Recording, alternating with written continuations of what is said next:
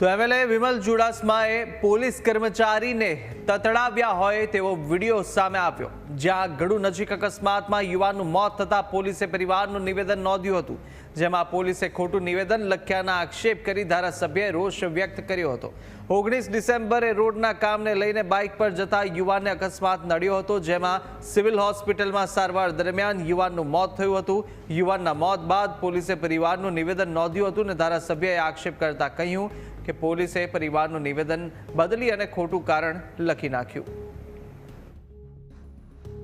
બને પડે ક્યાં મૂકી દે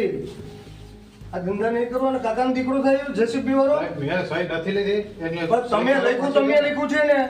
તમે લખ્યું છે કે નથી લખ્યું મને કયો પૂછીને જ લખ્યું શું એને લખાયું છે તમારી પાસે આને લખાયું કે બેદરકારી નહીં આ લોકો એમને તમે તે લખાયું આ કોઈ એમ કહે કે મારો પરિવાર છે બેદરકારી તમે એના ભેગા હતા બેદરકારીથી વાહન નથી એવું નહીં કે ગામમાં કોઈ કેવા વાળો નથી ઓના ભાઈએ બેદરકારી રાખી છે ને કોઈ નિશાન કે રાખ્યું નથી કે આ પડ્યું એક્શન જોવું હોય તો કાલથી બતાડું તમને, બાકી આ જે નોકરી કરો છો